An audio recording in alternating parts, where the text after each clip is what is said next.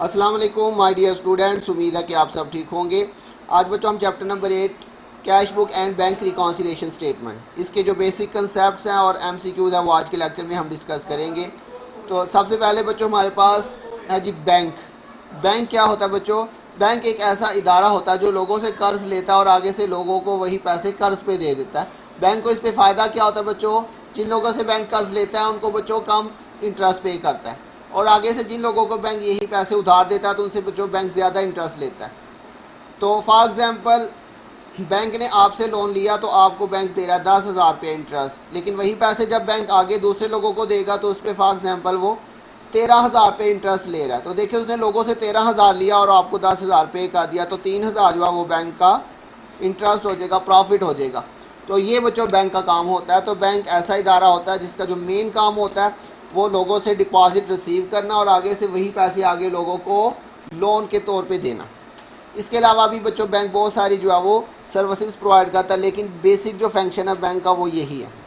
उसके बाद नेक्स्ट है बच्चों टाइप्स ऑफ बैंक अकाउंट। आप बैंक के अंदर कितने किस्म के अकाउंट ओपन कर सकते हैं? तो बच्चों बेसिकली हम 3 किस्म के अकाउंट ओपन करते हैं बैंक में: करंट अकाउंट, सेविंग अकाउंट और फिक्स्ड डिपॉजिट। इसको वन बाई वन अभी डिस्कस करते हैं। नंबर 1 पे है करंट अकाउंट। वो जो करंट अकाउंट ऐसा अकाउंट होता है जिसके ऊपर बैंक आपको कोई इंटरेस्ट पे नहीं करता, और इसके अंदर बच्चों आप किसी भी वक्त पैसे डिपॉजिट भी करवा सकते हैं और जब चाहे आप इसमें से पैसे निकलवा भी सकते हैं। इसको हम कहते हैं current account. In current account a customer can deposit and withdraw money when he wants. Bank pay no interest on current account. इसके ऊपर बैंक आपको कोई भी इंटरेस्ट पे नहीं करता। उसके बाद है जी saving account. An account from which the depositor can withdraw money up to some extent. The bank pay interest on it.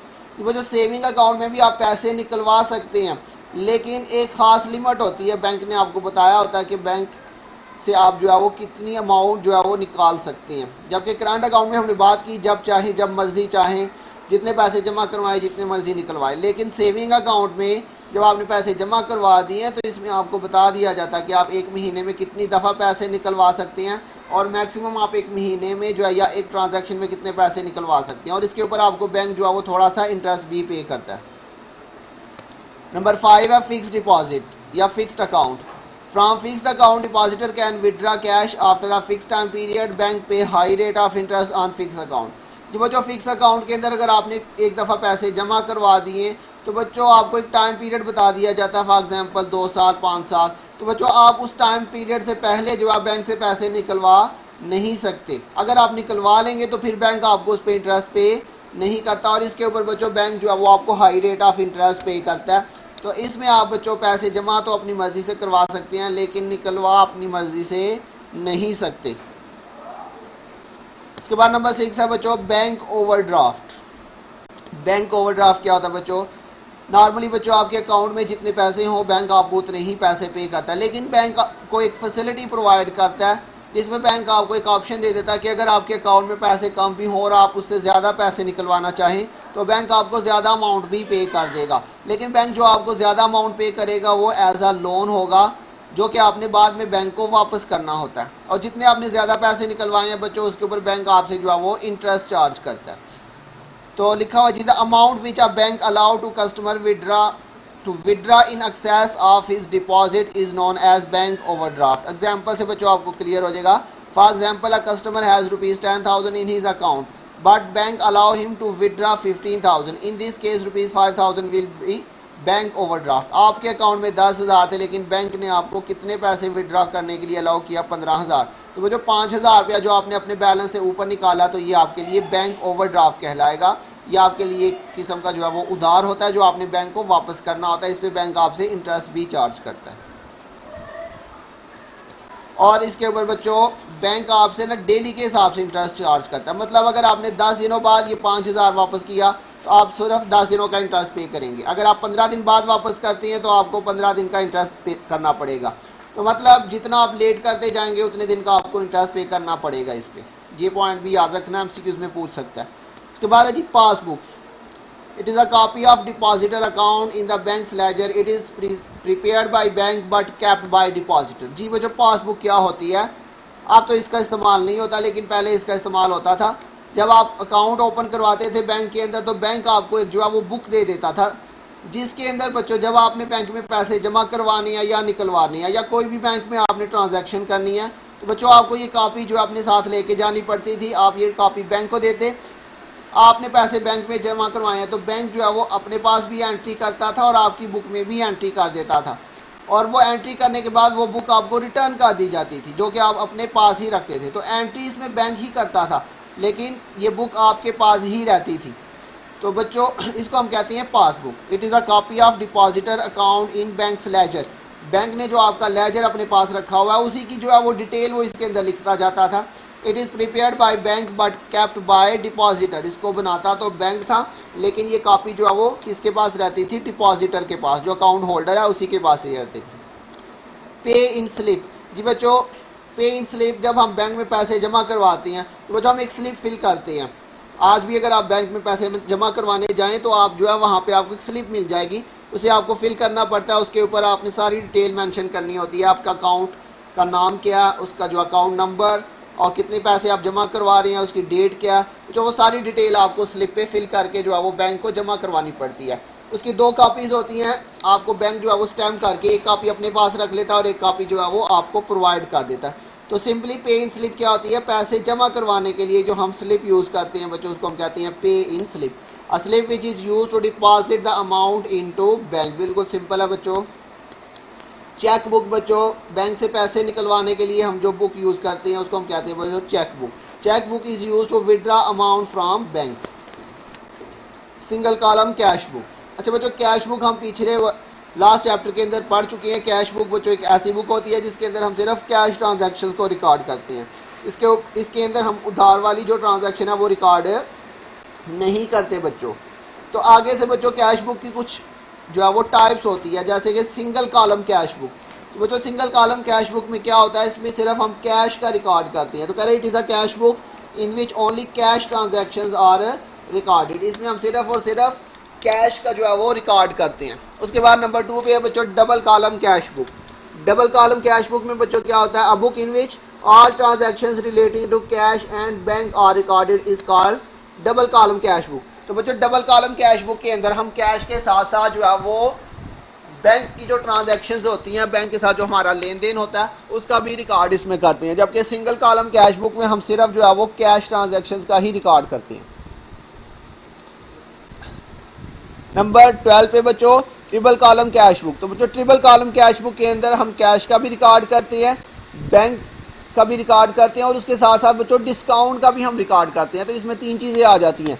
अब book in which all transactions relating to cash, bank and discount are recorded is called triple column cash book. तो बच्चों single column में सिर्फ cash transaction, double column में cash और bank, और triple column में cash, bank और discount का भी रिकॉर्ड किया जाता है। उसके बाद नंबर 13 पे है contra entry. An entry which is recorded on both side of cash book is called contra entry. तो बच्चों कैश बुक में हमारे पास 2 साइड्स होती हैं, बल्कि हमने बात की थी अकाउंटिंग के अंदर जो भी बुक होगी उसमें हम डबल जो है वो अफेक्ट रिकॉर्ड करते हैं, एक डेबिट और एक क्रेडिट। तो बच्चों ऐसी एंट्री जो कि कैश बुक में डेबिट साइड पे भी रिकॉर्ड हो और क्रेडिट साइड पे भी रिकॉर्ड हो, उस एंट्री को हम कहते हैं कंट्रा एंट्री। इसके बाद बच्चों नेक्स्ट आपके पास है नंबर 14 पे पीटी कैश बुक। जो पीटी कहती हैं छोटे छोटी चीज़ों को। तो पीटी कैश बुक एक ऐसी कैश बुक होती है जिसके हम छोटे छोटे खर्चे रिकॉर्ड करते हैं, जैसे कि बच्चों पोस्टेज, टेलीफोन और जो है वो टेलीग्राम, या कोई गेस्ट आ जाता है उसको हमने कोई चाय पानी बोतल वगैरह या स्टेशनरी वगैरह हमने परचेज़ किया। तो बच्चों जो ऐसे छोटे छोटे खर्चे होते हैं इसको रिकॉर्ड करने के लिए हम एक अलहदा से जो है वो कैश बुक बना लेते हैं, जिसे हम पीटी कैश बुक कहते हैं। A book in which small payments such as postage, purchase of stationery, etc. are recorded is called petty cash book. Number 15 पे है बच्चों अनप्रेजेंटेड चेक। जी बच्चों प्रेजेंट का मतलब होता है शो करवाना, और अनप्रेजेंटेड चेक मतलब ऐसा चेक जो आपने किसी को इशू कर दिया हुआ है लेकिन उसने जाके अभी तक वो चेक जो है वो बैंक में प्रेजेंट नहीं किया, या सिंपल वर्ड में आपने किसी को चेक दिया लेकिन अभी उसने वो चेक कैश नहीं करवाया। बिल्कुल सिंपल है, ऐसा चेक जो आपने किसी को दे दिया लेकिन उसने अभी तक वो जो है बैंक से कैश नहीं करवाया हुआ, तो उसको हम कहते हैं unpresented cheque. A cheque issued but not presented for payment to bank is called unpresented cheque. Uncredited cheque. A check which is deposited into bank for collection but not collected by bank is called uncredited या uncollected check। अच्छा बच्चों, एक होता है open check. Open check आप bank से जाके directly cash करवा सकते हैं, और एक होता है बच्चों क्रॉस चेक। क्रॉस चेक जो है वो आप बैंक में जाके डायरेक्टली कैश नहीं करवा सकते। क्रॉस चेक में बच्चों क्या होता है, आपको वो चेक अपने बैंक में डिपॉजिट करवाना पड़ता है, और फिर आपका जो बैंक है वो चेक दूसरे बैंक से जो उसकी कलेक्शन करके आपके अकाउंट में पैसे डिपॉजिट करवा देता है। तो अगर आपने अपने बैंक को जो है वो चेक दे दिया हुआ, लेकिन आपके बैंक ने अभी तक दूसरे बैंक से उसकी पेमेंट जो है वो रिसीव नहीं हुई, मतलब आपके चेक ने अभी तक उसकी कलेक्शन नहीं की हुई, तो वो कहलाएगा अनकलेक्टेड चेक या फिर अनक्रेडिटेड चेक। उसकी अमाउंट अभी तक आपके बैंक को कलेक्ट नहीं हुई। A cheque which is deposited into bank, मतलब हमने अपने बैंक में चेक जमा करवा दिया for collection but not collected by bank, लेकिन हमारे बैंक ने अभी तक उसकी कलेक्शन नहीं की, तो उसको हम कहते हैं अनक्रेडिटेड या फिर अनकलेक्टेड चेक। डिसऑनर्ड चेक बच्चों बिल्कुल आसान है। आपको किसी ने चेक दिया, आप उस चेक को कैश करवाने गए, लेकिन आगे से आपको उस चेक की पेमेंट नहीं हो सकी। उसकी बच्चों बहुत सारी रीजंस हो सकती हैं। हो सकता है उसके अकाउंट में पैसे नहीं थे, या उसके ऊपर जो है वो साइन जो उसने किए वो ठीक तरह से नहीं हुए, और या उसके ऊपर जो डेट है बच्चों वो गलत लिखी हुई थी। मतलब आज जो है वो 10 है, तो हो सकता है उसके ऊपर जो है वो 12 तारीख लिख दी गई, मतलब अभी 12 डेट आई ही नहीं। तो कोई भी रीज़न हो सकती है। चेक जो है वो अगर किसी जगह से फट जाए या उसके ऊपर इंक्स वगैरह डॉट्स वगैरह लग जाएं, तो उसकी वजह से भी। ऐसे बच्चों अगर लेड पेंसिल से जो है वो चेक लिखा होगा तो उसकी पेमेंट भी बैंक नहीं करता। उसके बाद बच्चों नेक्स्ट है डिपॉजिट इन ट्रांजिट। ट्रांजिट का मतलब होता है रास्ते में। तो deposit in transit, cash deposited into bank but not recorded in bank statement is called deposit in transit. बच्चों आपने पैसे बैंक में जमा करवा दिए, आपको बैंक ने रसीद भी काट के दे दी कि आपने पैसे जमा करवा दिए, लेकिन जो है वो बैंक वालों ने अभी तक उसकी एंट्री रिकॉर्ड नहीं की हुई। किसी भी वजह से हो सकता है वो रश ज़्यादा होने की वजह से वो एंट्री करना भूल गए, या कोई भी वजह हो सकती है। तो आपने पैसे बैंक में जमा करवा दिए, लेकिन बैंक ने अभी तक उसको रिकॉर्ड नहीं किया हुआ अपने पासबुक में। तो cash deposited into bank but not recorded in the bank statement is called deposit in transit. तो जी बच्चों ये हमारे पास इतनी इसकी डेफिनेशन थी। तो अभी हम जो है वो इसके बेसिक जो एमसीक्यूज है वो डिस्कस कर लेते हैं।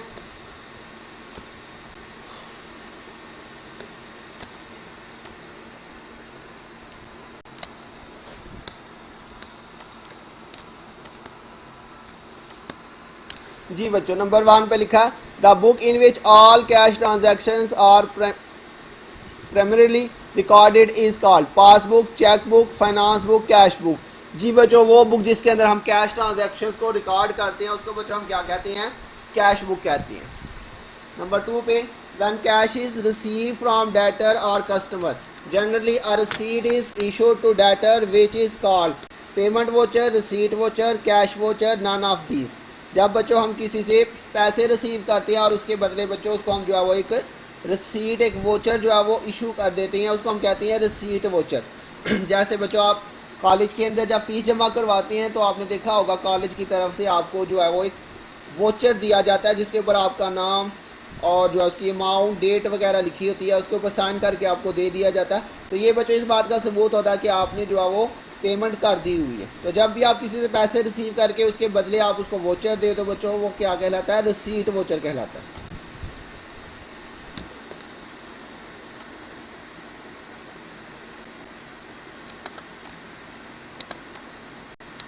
जी इसके बाद नंबर 3 पे है when money is paid to a creditor और supplier a receipt is obtain from him which is called cash voucher, cash payment, receipt voucher, payment voucher. जी बच्चों जब आप किसी को कैश पे कर दें और उसकी तरफ से सप्लायर की तरफ से आपको जो वोचर जो है वो रिसीव होता है, when money is paid to creditor और supplier a receipt is obtain from him which is called payment voucher. तो आपने किसी को पेमेंट कर दी है तो आपको जो वोचर रिसीव होगा बच्चों वो आपके लिए क्या कहलाएगा, पेमेंट वोचर। तो बच्चों जैसे कि अभी हमने बात की, कॉलेज की एग्जांपल हमने ली, आपने कॉलेज को फ़ीस जमा करवा दी, तो बच्चों आपको जो वोचर मिलेगा तो आपके लिए वो होगा पेमेंट वोचर। लेकिन कॉलेज वालों के लिए यही वोचर क्या होगा, रिसीट वोचर। कॉलेज वालों को पैसे मिले तो कॉलेज वालों के लिए वो रिसीट वोचर था, और स्टूडेंट के लिए वो पेमेंट वोचर होगा। तो ऐसे बच्चों आपने उधार पे चीज़ खरीदी, आपने पेमेंट कर दी, तो जो सप्लायर है उसने आपको वोचर दे दिया, तो सप्लायर के लिए वो होगा रिसीट वोचर क्योंकि उसको पैसे रिसीव हो रहे थे, और आपके लिए वो होगा पेमेंट वोचर क्योंकि आपने पैसे पे कर दिए। नंबर 4 पे है document evidencing cash receipt and payment and forming the basis for making entries in the cash book is called receipt voucher, cash voucher, payment voucher, cash memo. तो कैश वोचर जी बच्चों, कैश वोचर जो receipt voucher और payment voucher होता है वो cash voucher ही होता है, तो इसी को आगे से हम रिसीट वोचर और पेमेंट वोचर में डिवाइड कर देते हैं। तो यहाँ पे लिखा हुआ है जी a document evidencing cash receipt and payment, आपने कैश रिसीव किया या पे किया, उसके बदले जो वोचर मिल रहा है तो वो हमारा कैश वोचर होता है। Number 5 all cash purchases and cash sales are recorded in cash book. तो अभी हमने बात की बच्चों, जितनी भी कैश से रिलेटेड ट्रांजैक्शन होंगे वो कैश बुक में रिकॉर्ड होती है। परचेज बुक में बच्चों हम क्रेडिट परचेजेस का रिकॉर्ड करते हैं और सेल बुक में हम क्रेडिट सेल का रिकॉर्ड करते हैं। Number 6 a cash account always show debit balance, credit balance, both debit and credit, nil balance. जी बच्चों, कैश अकाउंट जितने भी एसेट्स हैं उनका नॉर्मल बैलेंस बच्चों डेबिट ही शो होता है। Number 7 credit purchases are recorded in purchase book, creditor book, cash book, purchase return book. जी बच्चों, क्रेडिट परचेजेस जो है वो परचेज बुक में रिकॉर्ड की जाती हैं। The cash book is a subsidiary journal ledger account, subsidiary journal and ledger, trial balance. तो कैश बुक बच्चों ये हमारा सब्सिडरी जनरल भी होता है और ये हमारा लेजर भी होता है। Number 9 it is use to record only cash receipt and payment, single column cash book, double column cash book, triple column cash book, sale book. तो बच्चों सिंगल कॉलम कैश बुक के अंदर हम सिर्फ कैश ट्रांजैक्शन का record करते हैं। Double column में हमने बात की थी कैश और बैंक का रिकॉर्ड किया जाता है, जबकि ट्रिपल कॉलम में कैश, बैंक और डिस्काउंट का भी रिकॉर्ड होता है। Number 10 a double column cash book is use to record cash transaction only, cash and bank. जी बच्चों, अभी हमने बात की डबल कॉलम में हम कैश और बैंक दोनों ट्रांजैक्शंस को रिकॉर्ड करते हैं। Number 11 it is use to record cash, bank and discount. जी जो ट्रिपल कॉलम कैश बुक के अंदर हम इन तीनों चीज़ों का रिकॉर्ड करते हैं। Number 12 N entry which is recorded on both side of cash book is called contra entry. ऐसी एंट्री जो कैश बुक की दोनों साइड पे रिकॉर्ड होती है बच्चों वो कंट्रा एंट्री कहलाती है। The money can be deposited into bank by mean of paying slip. जी बच्चों, ये भी हमने डेफिनेशन में पढ़ा, हम पेइंग स्लिप की मदद से बच्चों बैंक में पैसे जमा करवाते हैं। Number 14 when cheque received and deposited into bank, bank account must be credited, debited, both debit and credit, none of these. कि बच्चों जब हम चेक रिसीव करके बैंक में जमा करवा देंगे तो हमारे बैंक में इजाफा होगा, हमने बैंक को बच्चों डेबिट कर देना। Number 15 when cash is withdraw from bank for personal use of the owner must be debited to cash account, bank account, drawing account, capital account. कि बच्चों पर्सनल यूज़ के लिए जब भी हम जो है वो चाहे बैंक से पैसे निकलवाएं या अपने बिजनेस से पैसे निकलवाएं, हमने ड्राइंग अकाउंट को जो है वो डेबिट करना होता है। Number 16 our cheque to Ali and Bros return dishonour should be credited to cheque account, cash account, bank account, Ali and Bros account.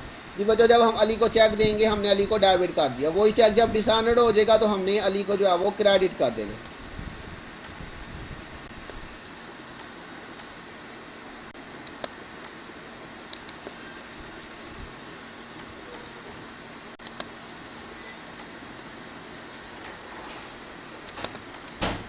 उसके बाद बच्चों नंबर 17 ये आप छोड़ दें, नंबर 17, 18, 19। ये बच्चों 20 पे आ जाए cash account is a personal account, nominal account, real account, both personal and real.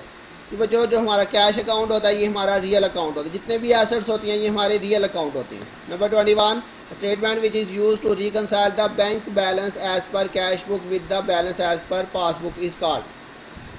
जी बच्चों, हमारे पास कैश बुक और पासबुक दोनों में जो है वो सेम बैलेंस आना चाहिए, लेकिन समटाइम हमारे कैश और पासबुक जो है वो उसमें बैलेंस डिफरेंस आ जाता है। उसको रिकनसाइल करने के लिए, रिकनसाइल का मतलब ठीक करने के लिए, दुरुस्त करने के लिए हम एक स्टेटमेंट बनाते हैं। उस स्टेटमेंट को हम कहते हैं बैंक रिकॉन्सिलिएशन स्टेटमेंट। तो बैंक रिकॉन्सिलिएशन स्टेटमेंट बच्चों ऐसी स्टेटमेंट होती है जिसके अंदर हम कैश बुक और पासबुक के बैलेंस में जो डिफरेंस आ रहा है उसको हम रिकनसाइल करते हैं। Bank reconciliation statement is prepared by banker, customer account, auditor, manager. बच्चों बैंक रिकॉन्सिलिएशन स्टेटमेंट BRS इसको शॉर्ट में कहते हैं, इसको कस्टमर अकाउंटेंट, जो कस्टमर का अकाउंटेंट होता है वो इसको प्रिपेयर करता है। Favourable balance of cash book bank column is credit balance debit balance. जी जो फेवरेबल बैलेंस का मतलब, favourable balance of cash book का मतलब debit balance. Favourable balance as per cash book मतलब debit balance. Favourable balance of bank statement is credit balance, debit balance, zero balance, ABC। जी जो favourable balance as पर bank statement ये हमारा credit balance होता है, ये आपको याद करना पड़ेगा। Unfavourable balance mean credit balance in passbook, credit balance in cash book, debit balance in bank statement. तो जी बच्चों credit balance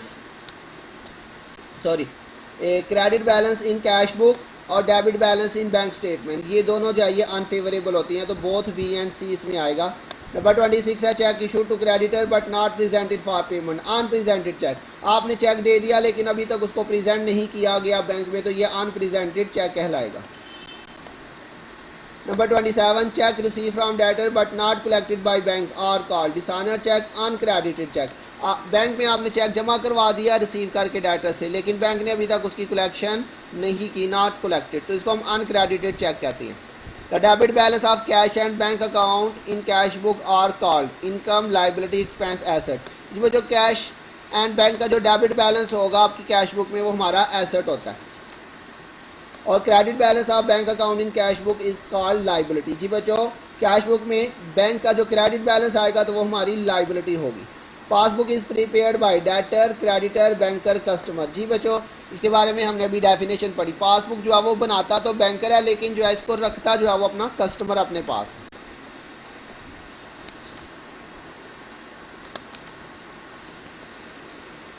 A customer check return dishonor is recorded in return outward book, return inward book, bill receivable book, cash book.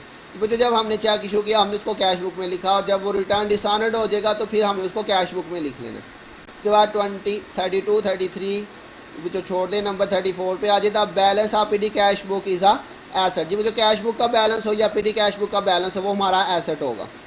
Number 35 a copy of customer account in bank ledger is called bank statement या passbook. जी बच्चों customer account की जो customer account in the bank ledger, ledger के अंदर bank के laser में जो कस्टमर का अकाउंट है वो हमारा बैंक स्टेटमेंट या पासबुक भी इसको कहते हैं। बैंक स्टेटमेंट और पासबुक बच्चों एक ही चीज़ है। Number 36 the term imprest system is use in relation to PD cash book. जी बच्चों इम्प्रेस सिस्टम जो है ये PD कैश के अंदर जो है वो ट्रांजैक्शन को रिकॉर्ड करने के डिफरेंट मेथड है, उनमें से एक मेथड को हम कहते हैं इम्प्रेस सिस्टम। तो ये PD कैश बुक से रिलेटेड है बच्चों। और उसके बाद 37 छोड़ दे बच्चों, 38। जी बच्चों 38 को भी आप छोड़ दें। तो ये हमारे बच्चों आज के चैप्टर के MCQs थे और इसके शॉर्ट क्वेश्चन हमने डिस्कस किए। तो इसको बच्चों आपने अच्छी तरह से सुन लें और इस लेक्चर को, और उसके बाद इसको अच्छी तरह से जो आपने रीड कर लेना MCQs को। मुझे उम्मीद आपको समझ आ गई होगी। अपना ध्यान रखिएगा, बहुत जल्द मिलेंगे नेक्स्ट लेक्चर के साथ। तब तक के लिए अल्लाह हाफिज़।